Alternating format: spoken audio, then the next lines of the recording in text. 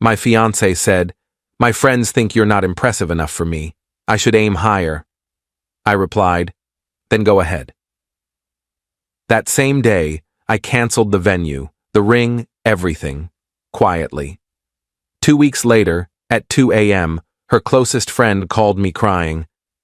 "Please pick up. Something happened at the bachelorette party, and it's about you." I'm Nathan, 34, and 3 weeks ago I was engaged to a woman who apparently thought I wasn't good enough for her social circle. The relationship ended in the most bizarre way possible, but I'm getting ahead of myself. I'd been with Amy for 4 years, engaged for 6 months. We met through work. She was in PR. I did project management for a mid-sized construction firm.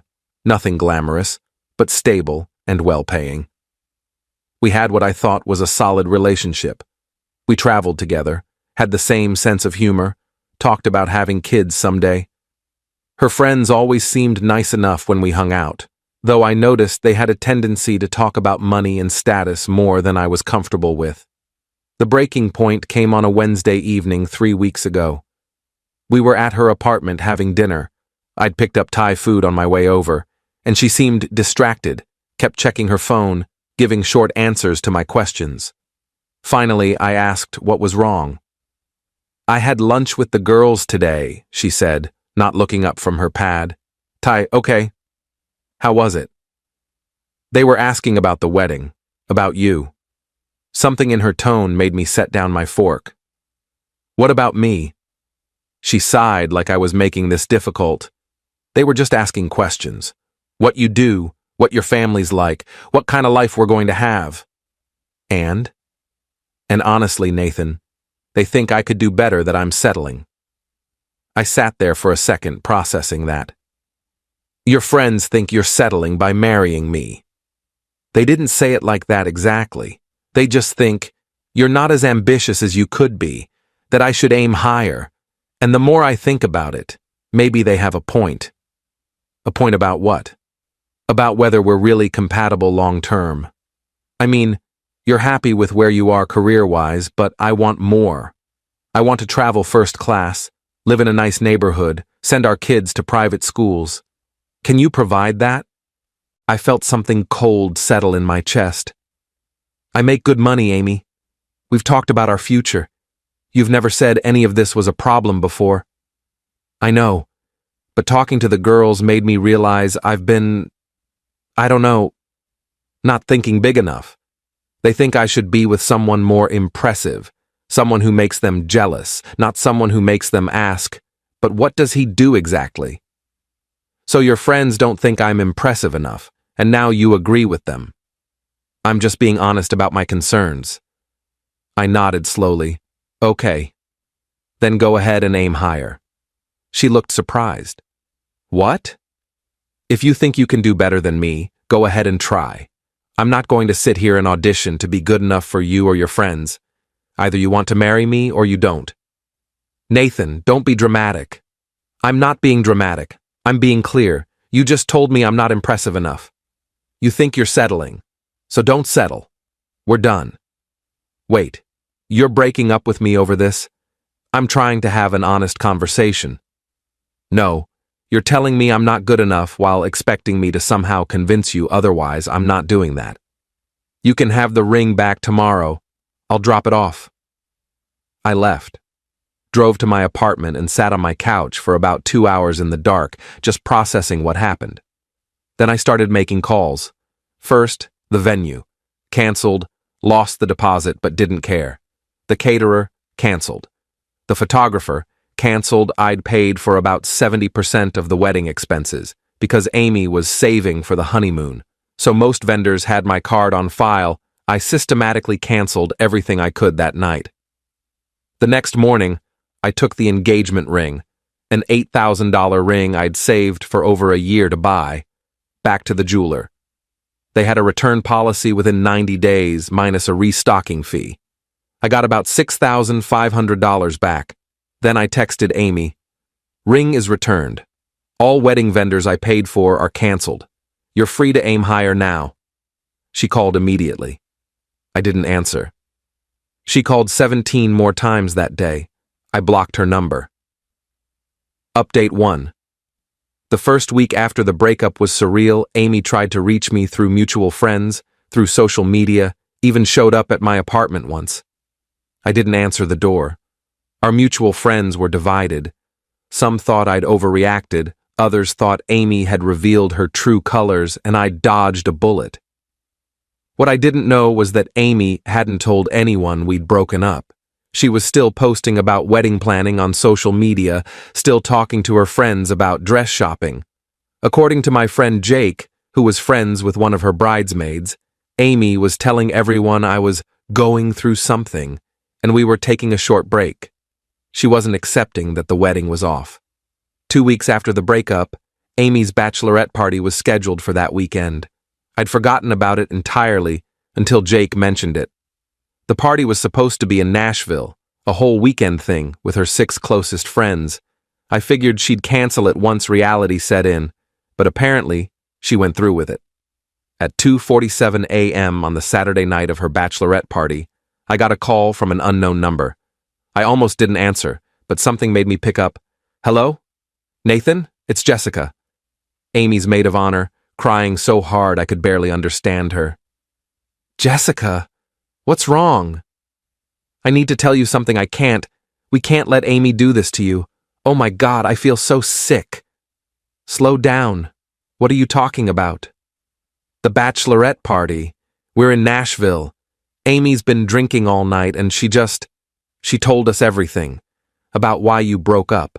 About what she said to you. Okay? She told us her plan, Nathan.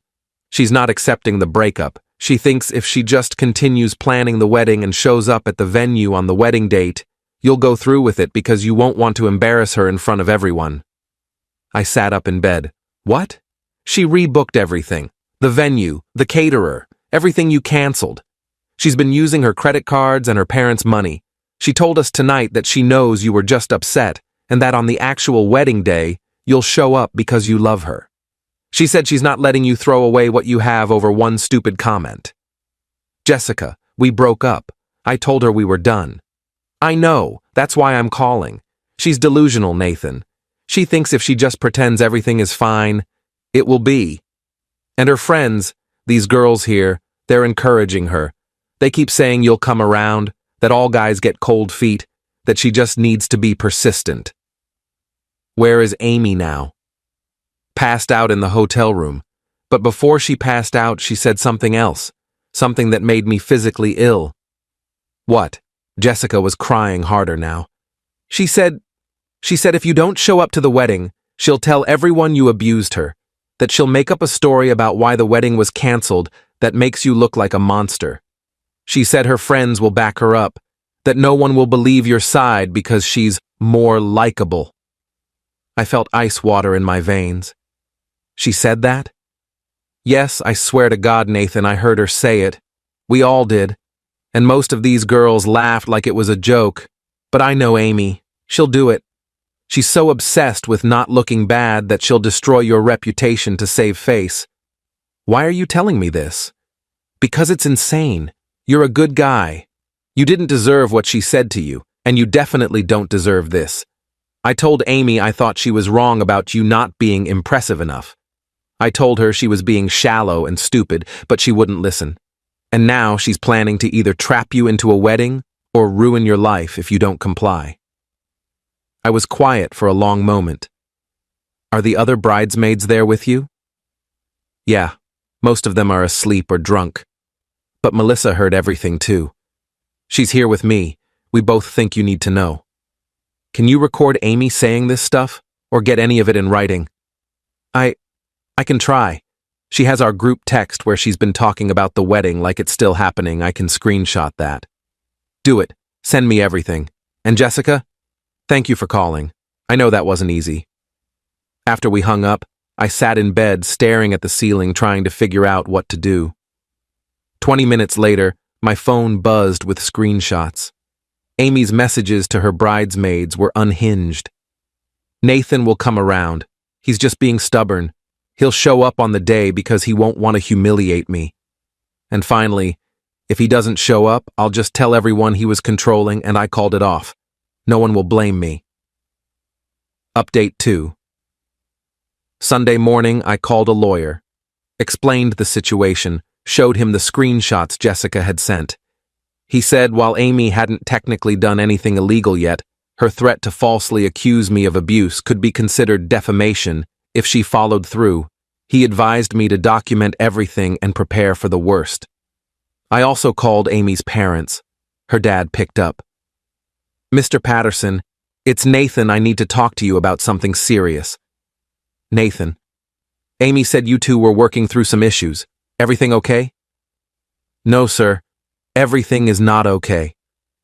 Amy and I broke up 3 weeks ago. I canceled our wedding, but apparently, she's been telling people we're still together, and she's rebooked everything." There was a long silence. "She said you were taking a break." "We're not taking a break. We're broken up. She told me I wasn't impressive enough for her and her friends. When I ended things, she refused to accept it. Now she's in Nashville telling her bridesmaids that if I don't show up to a wedding I didn't agree to, she'll falsely claim I abused her." Nathan, that's a serious accusation. I have proof. Her maid of honor called me last night. I have screenshots of Amy's messages. She's planning to either force me into this wedding or destroy my reputation. I wanted you to hear this from me before it escalates. Mr. Patterson asked me to send him the screenshots. I did. He said he'd call me back. He called back 2 hours later. I talked to Amy. She's not in a good place, Nathan. She admitted she's been in denial about the breakup. She swears she wouldn't actually make false accusations, that she was drunk and talking nonsense. With all due respect, sir, drunk words are sober thoughts. I can't trust that she won't go through with it. I understand. I'm going to get her home from Nashville today, and we're going to have a family conversation. I'm also going to make sure the wedding vendors are contacted and everything is definitively canceled. You have my word. Thank you. Nathan, for what it's worth, I think Amy made a terrible mistake. You've always been good to her. I'm sorry it ended this way. Update 3. Amy's parents did cancel everything and apparently staged some kind of intervention. Jessica texted me updates over the next few days.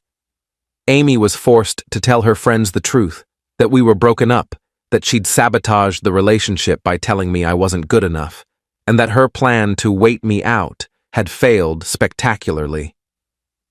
The friend group imploded. Jessica and Melissa both distanced themselves from Amy, disgusted by her behavior.